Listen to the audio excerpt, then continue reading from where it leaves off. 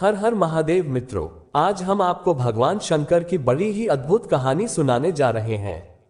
एक बार भगवान भोलेनाथ पृथ्वी लोक पर भ्रमण के लिए गए तो उन्होंने एक युवा को देखा तो ईश्वर को दोष देता जा रहा था। वह अपने जीवन से निराश था, दुखी था। तब भगवान शंकर बौद्ध भिक्षु का रूप धारण करके उस युवा को असली दुख के बारे में ज्ञान देते हैं। तो चलिए इस कहानी के माध्यम से समझते हैं कि असली दुख क्या होता है। अगर आप ये कहानी सुन रहे हैं तो पूरा सुनिए। इस कथा को आधा अधूरा छोड़कर जाने की गलती मत कीजिए, क्योंकि इस पवित्र कथा को पूरा सुनने से मनचाहा फल की प्राप्ति होती है। इसलिए इस कथा को पूरा सुने। भोलेनाथ का सुख और दुख एक ही सिक्के के दो पहलू होते हैं, ये बात आपने सुनी ही होगी। सुख और दुख हमारे जीवन में लगातार आते ही रहते हैं और हमें लगता है कि हमारे जीवन में हजारों दुख है, हजारों समस्याएं हैं। लेकिन अगर आप वास्तविक तौर पर देखें तो आप इस बात को और अच्छे से समझ पाएंगे कि हमारे जीवन में केवल एक ही हमारे जीवन में असली दुख क्या है, वह हम इस कहानी के माध्यम से जानेंगे। और उस दुख का निवारण और समाधान क्या है, वह भी हम इस कहानी से समझेंगे। आप इस कहानी के अंत तक जरूर बनेंगे। लेकिन वीडियो में आगे बढ़ने से पहले एक छोटी सी रिक्वेस्ट है।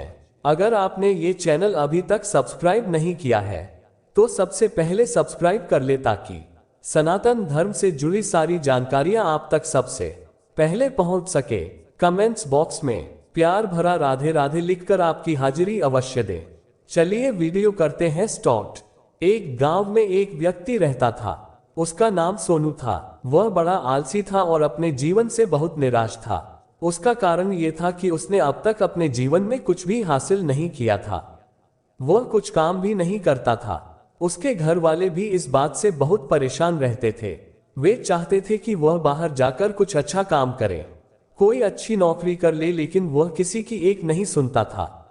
उसके घर वाले दूसरों का उदाहरण देकर उसे ताने मारते थे, उसे तरह तरह की बातें कहते, लेकिन उससे कोई फर्क नहीं पड़ता था। जबकि उसके सारे मित्र कामयाब हो चुके थे। कोई अच्छा व्यापार कर रहा था तो कोई अच्छी नौकरी कर रहा था, जिसके कारण जो लोग मिलते थे तो वे अपनी बढ़ चढ़कर पढ़ाई किया करते थे। लेकिन सोनू कुछ नहीं करता था, जिसके कारण जब भी कोई उससे पूछता कि तुम क्या कर रहे हो, बहुत कुछ नहीं कह पाता। उसे यह कहने में बहुत शर्म महसूस होती थी कि वह कुछ नहीं करता। वह हमेशा सबसे केवल एक ही बात कहता था कि मैं कोशिश कर रही। उसकी कोशिशों का कोई भी फल किसी को नजर नहीं आ रहा था। देखते ही देखते अब ऐसा समय आ चुका था कि सोनू सभी से मुंह छुपा था कि कोई उससे यह न पूछ ले कि तुम क्या करते हो, जिस कारण मुख्य बीच सामने भी नहीं आता था। धीरे धीरे उसका मन दुखी रहने लगा था और अब वह बहुत निराश रहने लगा था। उसे अब ऐसा प्रतीत होने लगा था कि मानो वह इस धर्म और जिस कारण वह अपने आप को बहुत अकेला महसूस करता, बहुत तन्हा महसूस करता था। एक दिन तो उसके मन में यह भी विचार उत्पन्न हुआ कि मेरे हाथों में कुछ है ही नहीं तो मैं क्या कर सकता हूं। यही सब सोचकर वह अपने भाग्य को खूब कोसा और अकेले बैठकर वह रोता रहता था और भगवान को ही दोष देना था। एक दिन छुपता छुपाता वह घर से निकलकर कहीं जा रहा था। तभी उसने रास्ते में देखा कि एक बौद्ध भिक्षु लोगों को प्रवचन दे रहे हैं और प्रवचन में वह दुखी कर रहे हैं। तो सोनू कुछ देर के लिए अपना मुंह छुपा कर वहीं पर खड़ा हो गया, ताकि उसे कोई देख ना ले, और चुपचाप वहां उन दिनों की बातें सुन रहा था। बौद्ध भिक्षु प्रवचन में कह रहे थे कि दुख हमारा सबसे बड़ा साथी है। हमें दुख अपने जीवन के बारे में बहुत कुछ सिखाता है और हम सही तरह से जीवन जीने का तरीका भी बताता है। ये दुख हमारे गुरु की तरह है, जिससे हमें सीखते रहना चाहिए।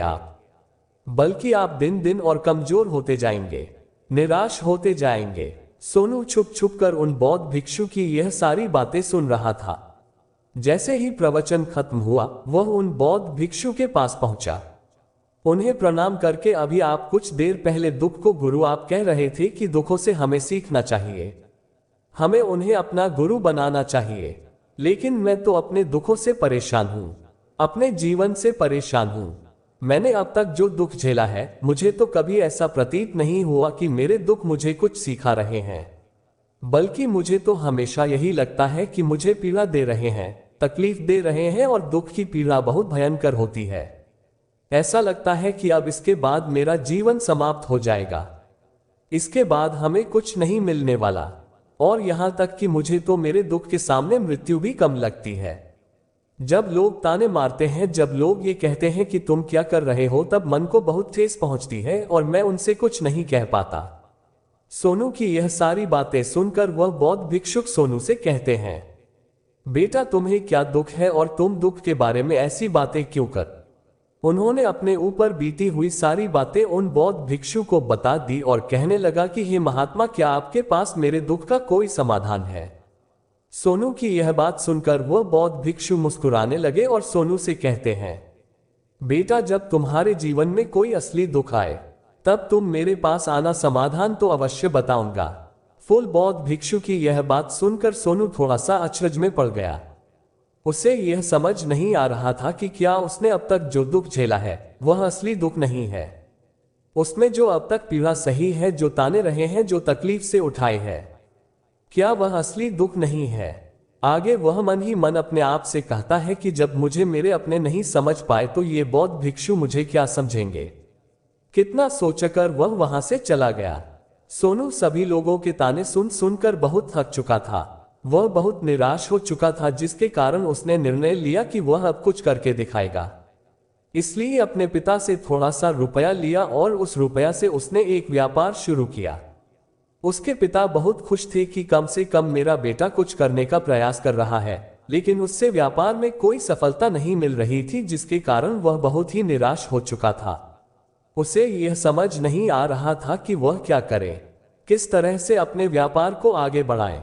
तभी उसके पिता ने उससे कहा, बेटा कोई बात नहीं, इसी तरह से प्रयास करते रहो, आज नहीं तो कल सफलता अवश्य मिलेगी। सोनू ने अपने पिता की बात मानी और अपने व्यापार में और भी कड़ी मेहनत करने लगा। धीरे धीरे उसे सफलता मिलने लगी और फिर उसने रफ्तार पकड़ ली।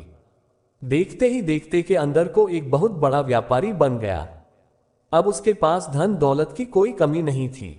लोग जो उसे पहले ना पसंद किया करते थे, अब उसे पसंद करते थे, उसके कार्यों की सराहना करते थे। उसके माता पिता भी अब अपने बेटे से बहुत खुश थे और उसकी सफलता से वे अत्यंत प्रसन्नता। धीरे धीरे सोनू के मित्रों की संख्या लगातार बढ़ती जा रही थी। सोनू के कुछ मित्रों ने उससे ये भी सलाह दी कि उसे अपना व्यापार और तेजी से बढ़ाना चाहिए, उसे और फैलाना चाहिए। दोनों को एक दोस्त ने सलाह दिया कि जब तुम आज केवल इस नगर के सबसे बड़े व्यापारी, जब तुम इतना खुश हो, तुम्हारे साथ इतने सारे लोग हैं, वहीं पर तुम सोचो कि जब तुम इस राज्य के सबसे बड़े व्यापारी बन जाओगे तब तुम्हारे यहां पर लोगों की भीड़ लग जाएगी। लोग तुमसे मिलने के लिए समय निकालेंगे, यहां तक कि इस राज्य का राजा भी तुमसे मिलना चाहेगा, तुम्हारी तारीफ करेगा और यदि कभी तुमसे धन भी उधार लेने के लिए अवश्य आएगा। सोनू को अपने उस दोस्त की यह बात बहुत पसंद आई, तो उन्होंने सोचा कि मेरे मित्र सही कह रहे हैं, मुझे अपने व्यापार को और बड़ा करना चाहिए और फैलाना चाहिए, तभी तो हर कोई मेरे बारे में जान सके, हर कोई मुझे पहचाने का। उसने बिना देरी किए अपने समय को बिना गवाए अपने व्यापार में और मेहनत करने लगा।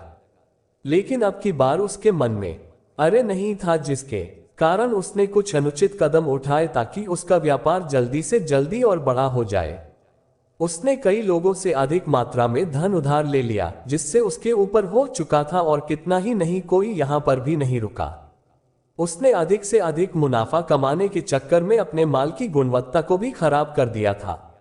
अब उसके माल में वह बात नहीं रह गई थी जो पहले हुआ करती थी, लेकिन वह अपने मित्रों की बात सुनता रहा। जैसा उसके मित्र कहते थे वह वैसा ही चला जा रहा था, यहां तक कि उसने अपने व्यापार को और भी तीव्रता से बढ़ाने के लिए अपने दूसरे छोटे व्यापारियों के खिलाफ षड्यंत्र भी रचने शुरू कर दिए थे, जिस कारण उसके मन में अब पहले जैसा वह सुकून नहीं था। अब उसे रातों को नींद नहीं आती थी, वह केवल एक ही विचार में लगा रहता था कि किस तरह से उसका व्यापार और वह किस राज्य का सबसे बड़ा व्यापारी बन जाए। वह दिन रात केवल इसी मेहनत में लगा रहता है, उसका व्यापार जल्दी से जल्दी और बड़ा हो जाए। हालांकि उसके पास अब सब कुछ था, धन दौलत, अच्छा घर, गाड़ियां, नौकर चाकर, सभी तरह की सुख सुविधाएं थी, लेकिन उसके बावजूद भी वह उन चीजों का लाभ नहीं उठा पा रहा था, क्योंकि उसका पूरा ध्यान केवल अपने व्यापार को उन्नति की तरफ ले जाना था। एक दिन सोनू अपने रथ पर बैठकर एक मार्ग से होकर गुजर रहा था, तभी रास्ते में उन्हीं गुरुवर का आश्रम पड़ा।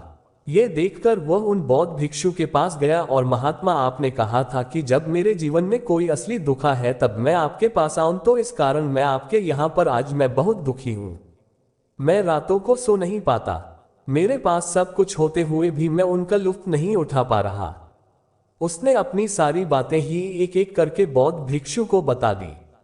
तभी वह बौद्ध भिक्षु सोनू से कहते हैं कि बेटा, जब तुम पहली बार आए थे तब भी तुम बहुत दुखी थे, लेकिन तब तुमने अपने दुख से क्या सीखा था? इसके जवाब में सोनू उन बौद्ध भिक्षु से कहता है कि हे महात्मा, जब मैं अपने जीवन में कुछ नहीं कर पा रहा था तब मैंने अपने दुखों से यह सीखा था कि केवल सोचने मात्र से कुछ नहीं होगा।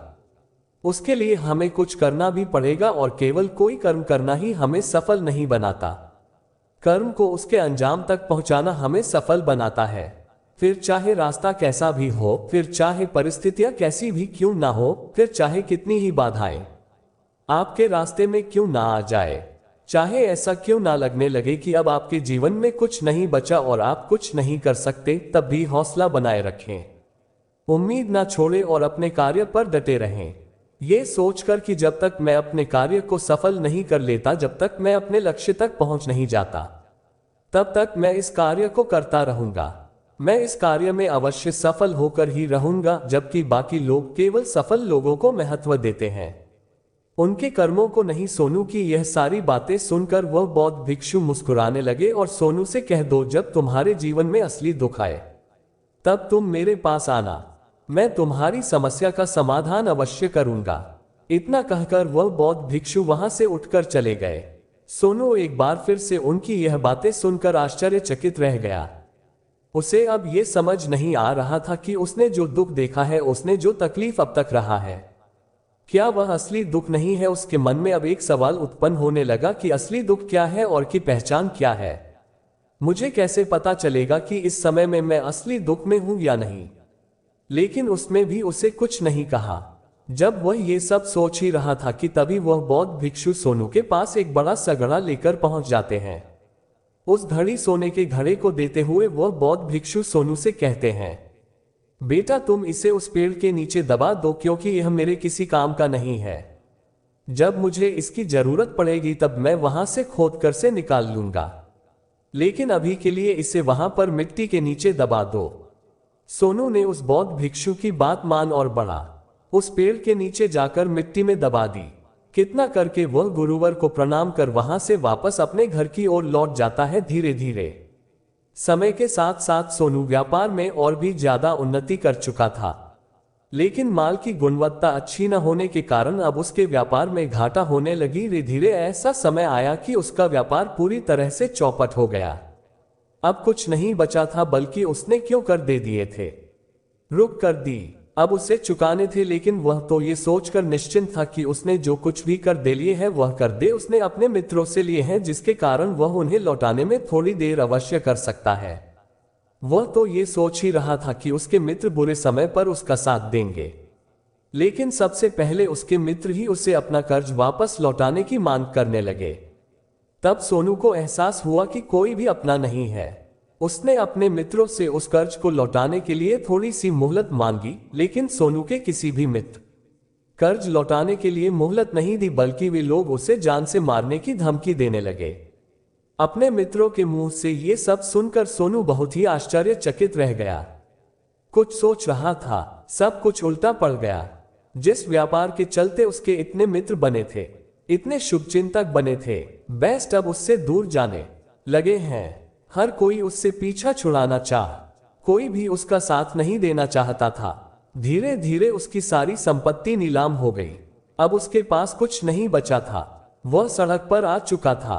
उसने हार मानकर अपने माता पिता से कहा, पिताजी मेरी मदद कीजिए, मेरे ऊपर बहुत दर्द है, मुझे उसे लौटाना है, कृपा करके मुझे थोड़ा सा ध्यान दे दीजिए। इस पर सोनू के पिता ने, सोनू बेटा, मेरे पास तो ले देकर बस यही एक छोटा सा घर है, और अगर यह मैं तुम्हें दे दूं या इसे बेच दूं तो मैं और तुम्हारी मां कहां रहेंगे? हमें दर की ठोकरें खानी पड़ेगी, हमें भी सड़कों पर भीख मांगनी पड़ेगी। ले देकर अब हमारे पास केवल यही संपत्ति बची है, इसीलिए मैं तुमसे क्षमा मांगता हूं, मैं तुम्हारी सहायता नहीं कर सकता।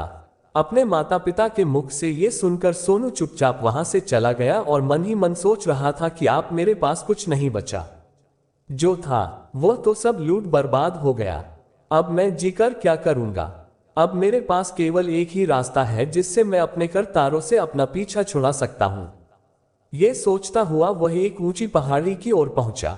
वह पहाड़ी पर चढ़ता ही जा रहा था कि तभी उसे याद आया कि उन बौद्ध भिक्षु ने कहा था कि जब तुम पर असली दुख आए तब तुम मेरे पास आना, हर समस्या का समाधान अवश्य करूंगा।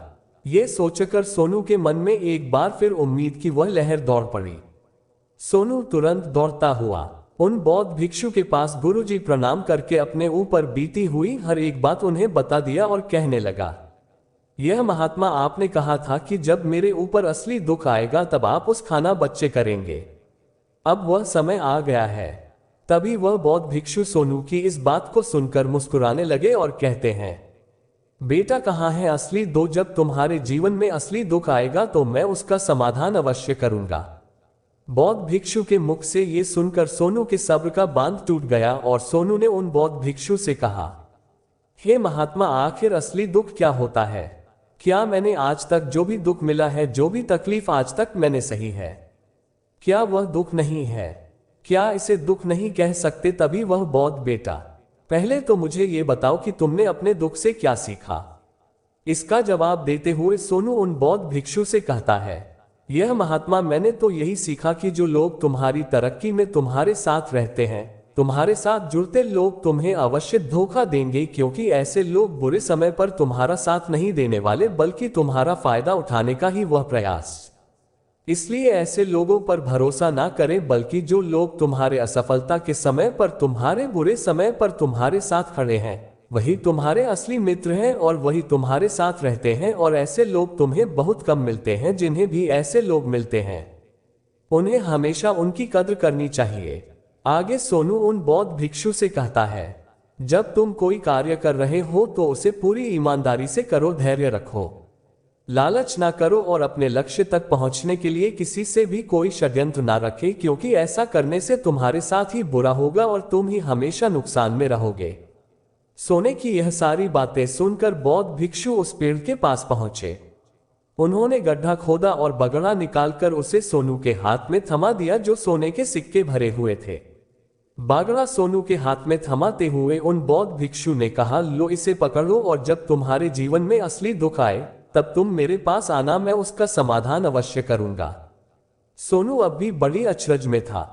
उसे यह समझ नहीं आ रहा था कि आखिर यह असली दुख के, लेकिन उसने अपने हाथ में उस घड़ी को देखा जिसके अंदर सोने के सिक्के थे। ये देखकर उसे मन ही मन ये सोचने लगा कि चलो अब तो थोड़ी सी राहत अवश्य हो जाएगी, मैं अपने मित्र का भूख लौटा सकूंगा और एक नया व्यापार भी फिर से आरंभ कर सकूंगा। फिर उसने उन बौद्ध भिक्षु को प्रणाम किया, उनका धन्यवाद किया और वहां से चल पड़ा। सोनू ने उस सोने के सिक्कों से सभी का कर्जा लौटा दिया और अपने लिए एक बार फिर से नया व्यापार शुरू किया। व्यापार छोटा था, लेकिन अब की बार सोनू बहुत खुश था। उसने पूरी ईमानदारी, मेहनत और लगन के साथ अपने व्यापार पर काम किया और देखते ही देखते एक बार फिर से वह एक बड़ा व्यापारी बन गया। लेकिन अब की बार सोनू बहुत खुश था, क्योंकि इस बार उसने कोई लालच नहीं किसी के लिए षड्यंत्र रचा, बल्कि उसने पूरी ईमानदारी और मेहनत के साथ अपने व्यापार पर काम किया। लेकिन दोस्तों, जैसे जैसे आप जाते हैं, जैसे जैसे आप अमीर बनते जाते हैं, आपके मन में एक और डर उत्पन्न होने लगता है कि कहीं आप अपनी दौलत को ना खो दें, जिस कारण आप पुण्य करना शुरू कर देते हैं, लोगों की मदद करते हैं ताकि आपके जीवन में कभी कोई दुख ना आए। लेकिन ये जीवन सुख और दुख का संगम है, जिस कारण हर किसी को सुख और दुख से होकर गुजरना ही पड़ता है। इसी वजह से एक बार फिर से सोनू के जीवन में एक और दुख उत्पन्न हुआ। अब की बार उसके माता और पिता दोनों की मृत्यु हो गई। सोनू अपने माता पिता से बहुत प्रेम करता था, जिसके कारण उसके मन को बहुत गहरा आघात पहुंचा। जब आखिरी बार वह उन्हें देख रहा था तो उसके मन में हजारों सवाल उत्पन्न होने लगे। वह अपने घर लौटा और घर लौटकर उसने देखा कि जिस संपत्ति के लिए वह हमेशा चिंतित रहते थे, आज उसकी देखभाल के लिए कोई नहीं था। उसके माता पिता ने जो भी मेहनत की, जो भी अपने जीवन में इकट्ठा किया, वह सब यही रह गया। लेकिन अब सब कुछ खत्म हो चुका था और सोनू का मन बहुत बेचैन हो रहा था। उसके मन में हजारों सवाल उत्पन्न हो रहे थे और वह अपने आप को बहुत अकेला महसूस कर रहा था। उसे बहुत खालीपन सा महसूस हो रहा था। उसे समझ नहीं आ रहा था कि बात क्या करे। तभी उसे उन बौद्ध भिक्षु की याद आई। वे तुरंत ही भागा उन बौद्ध भिक्षु के पास पहुंचा। उसे देखते ही उन बौद्ध भिक्षु ने सोनू से सब और कहा, क्या बात है बेटा, क्या कोई फिर से दुकान पड़ा है? तभी सोनू ने कहा, नहीं गुरुदेव, अब तो सब ठीक है, लेकिन आज मेरी हो गई और मैं बहुत अकेला और खालीपन सा महसूस कर रहा हूँ। मैं बहुत दुखी महसूस कर रहा हूँ। तभी वह बौद्ध भिक्षु सोनू से कह दे, बेटा इसमें दुखी होने वाली बात क्या है? ये तो जीवन है एक। दिल तो सभी को जाना है। यहाँ पर कोई भी रहने नहीं आया और ना ही कोई रहेगा। हम सब एक ना एक दिन मृत्यु को प्राप्त हो ही जाएंगे। और मृत्यु कब आएगी? हो सकता है कि तुम्हारी मृत्यु कल ही हो जाए या फिर आज। और अभी यह सुनकर सोनू आश्चर्यचकित रह गया। बौद्ध भिक्षु, हे महाराज, आप ये क्या कह रहे हैं? मैं तो अभी जवान हूं और मुझे तो अभी अपनी पूरी उम्र जीना है। मैं तो जीना चाहता हूं, कुछ करना चाहता हूं, और आप कह रहे हैं कि मैं कभी भी मृत्यु को प्राप्त हो सकता हूं। इस पर वह बौद्ध भिक्षु सोनू से कहते हैं, बेटा इस भ्रम में मत रहना कि मृत्यु केवल बूढ़े लोगों को आती है। पूर्ण के सामने तो उनके जवान बच्चे तक मर जाते हैं। मृत्यु कभी किसी की उम्र देखकर नहीं आती और ना ही किसी को बताकर आती है। उन बौद्ध भिक्षु के मुख से यह सारी बातें सुनकर सोनी और ज्यादा बेचैन हो गया और वह चुपचाप वहां से चला गया। उसके मन का वह खालीपन अब भी वैसे ही था। वह अब भी अपने आप को बहुत अकेला महसूस करता था। उसके बाद से उसका मन अपने व्यापार में भी नहीं लगता था। जब भी वह कोई कार्य करता तो उसके मन में ढेर सारे प्रश्न उठने लगते थे कि वह क्या कर रहा है, क्यों कर रहा है और उसने इस कार्य को क्यों शुरू किया। उसके मन में अब एक और प्रश्न उत्पन्न होने लगा था कि क्या हम यहाँ पर केवल इसीलिए आते हैं कि इस जीवन को भोगे और मृत्यु को प्राप्त हो जाए? मुझे समझ नहीं पा रहा था कि जीवन का असली मतलब क्या है। उसने कई विद्वानों से पूछा अपनी तरफ से जो मुमकिन हो सकता, लेकिन उसे कोई भी जवाब नहीं मिल पा रहा था। और जब उसे कोई जवाब, तो उसका दुख और भी बढ़ गया, जिस कारण उसके मन की बेचैनी और भी बढ़ चुकी थी और उसे यह समझ नहीं आ रहा था कि वह क्या करे, कहाँ जाए, किससे पूछे। तभी उसे फिर से उन बौद्ध भिक्षु की याद आई। वह एक बार फिर से उन बौद्ध भिक्षु के पास पहुंचा और उसने अपने मन की सारी बातें उन गुरुवर को बता दी। तभी वह मुस्कुराने लगे और सोनू से कहते हैं, बेटा आज पहली बार तुम्हारे जीवन में असली तो खुद बंद हुआ है। वास्तव में तो यही है जिसे हम दुख कहलाने लायक है कि हमें पता ही नहीं हम क्या कर रहे हैं, कहाँ जा रहे हैं, क्यों जा रहे हैं, वह कौन है, क्या है, क्यों है, हम क्या कर। अभी सोनू ने कहा कि महात्मा मेरे इस दुख का समाधान कीजिए, मुझे इस दुख का निवारण दीजिए। तभी वह बौद्ध भिक्षु सोनू से कम सबके अंदर क्रोध, लालच, अहंकार जैसी कई बार सुनाए हमारे अंदर घर करके बैठ जाती है, जिस कारण हम अपने जीवन को टुकड़ों में जीते हैं और कभी एक नहीं हो पाती। हम कभी एक जगह सोच नहीं पाते, समझ नहीं पाते और हमारी ऊर्जा शक्ति भी पूरी तरह से छिन्न भिन्न हो जाती है।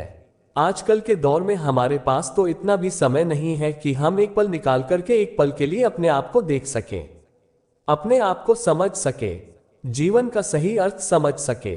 वास्तविकता में हर कोई यहाँ पर अपने जीवन भर केवल दुख कहकर चिल्लाता रहता है। उसका समाधान निकालने का हर मुमकिन प्रयास करता है, लेकिन जिसे हम दुख समझते हैं वह तो दुख है ही नहीं, तो इसका समाधान आपको कहां से मिलेगा। ये तो परिस्थितियां हैं जिसके कारण हम अपने आप को दुखी समझते, हम अपने आप को तकलीफ में समझते हैं। जैसे ही हम एक परिस्थिति से निकलते हैं और फिर किसी दूसरी परिस्थिति में फंस कर रह जाते हैं, जिस प्रकार हम पहेली समझ क्या का सामना करते हैं, उसी प्रकार हम दूसरी समस्या का भी सामना करते रह जाते हैं। और जब हम इन परिस्थितियों से हार मान लेते हैं, जब हमें लगता है कि अब कोई रास्ता नहीं बचा, तब हमारे सामने हमें केवल एक ही रास्ता नजर आता है और वह है मृत्यु। लेकिन यह कोई समाधान नहीं है, यह कोई रास्ता नहीं। इसलिए यदि आप सचमुच अपनी समस्याओं का समाधान चाहते हैं तो अपने एक ही बार में समझने का प्रयास कीजिए, अपने जीवन उद्देश्य और अर्थ समझने का प्रयास कीजिए। तभी सोनू उन बौद्ध भिक्षु से कहता है कि महाराज, तो क्या हमें इस जीवन को नहीं जीना चाहिए? क्या हमें अपनी इच्छाओं को नहीं पूरा करना चाहिए? तभी वह बौद्ध भिक्षु इस सवाल का जवाब देते हुए कहते हैं कि हमें किसी से भी अत्यधिक लगाव नहीं रखना चाहिए। हमें अपनी इच्छाओं को वश में रखना चाहिए। हमें संपत्ति बहुत अधिक नहीं करनी चाहिए, क्योंकि हम मनुष्य की इच्छाएं, कामनाएं, वांछनाएं ऐसी होती है जैसे मानो कि एक पर्वत से गिरता हुआ झरना, जिस पर किसी का कोई नियंत्रण नहीं, देखते रहने की और परेशान होने की। लेकिन जब तुम अपने जीवन का अर्थ समझने लगते हो, जब तुम अपने आप को पहचान जाते हो, समझ जाते हो, तब तुम अपने मन पर नियंत्रण पा सकते हो। तब तुम्हारी सभी इच्छाएं, कामनाएं, भाषाएं भी तुम्हारे बस में हो जाती हैं और फिर तुम चाहो तो उनको नियंत्रित भी अवश्य कर सकती। देव की यह सारी बातें सुनकर सोनू ने गुरुदेव से कहा, हे महाराज, आपका बहुत बहुत धन्यवाद। आपने मेरी सबसे बड़ी समस्या का समाधान आज कर दिया। आरंभ करूंगा और अपने जीवन के ऊर्जा शक्ति को सही कार्य में लगाऊंगा। दोस्तों, मानव शरीर में बहुत ऊर्जा है, बहुत शक्ति है, पर वह बेकार के कामों में लग जाती है, जिसके कारण हमारा जीवन भी बेकार की चीजों में लगा रहता और हम कभी भी इस पर अपना ध्यान नहीं देते। हम कभी भी अपनी ऊर्जा को केंद्रित नहीं करते। अपने जीवन का वास्तव में क्या अर्थ है, ये हम समझने का प्रयास नहीं करते। हम अपने जीवन में हमेशा अपने आप से, भगवान से सवाल करते रहते हैं कि हमारे जीवन में इतना दुख क्यों है। हम सभी के मन में यह सवाल तो अवश्य ही उठता है और इसका जवाब यह है कि ईश्वर यह चाहता है कि हम अपने जीवन के अंतिम दुख तक पहुंच सके, उस गहराई तक पहुंच सके जहां पर है पता चल सके कि हमने अभी तक अपने आप को नहीं समझा, अपने आप को नहीं पहचाना, अपने जीवन को समझा नहीं। मानव शरीर के अंदर जो ऊर्जा है उसके बारे में हम अभी तक नहीं जानते। हम अपने आप को चाहे तो एकत्रित कर सकते हैं, अपने आप पर नियंत्रण पा सकते हैं, लेकिन हम अपनी इस ऊर्जा का व्यर्थ उपयोग करते रहते हैं, व्यर्थ की चीजों में लगा देते हैं, जिस कारण हम अपने आप को कभी नहीं पहचान पाते और ना ही कभी अपने आप पर नियंत्रण। लेकिन यदि आप अपने आप को जानना चाहते हैं, अपने आप को पहचानना चाहते हैं, तो पहले आपको खुद को एकत्रित करना होगा।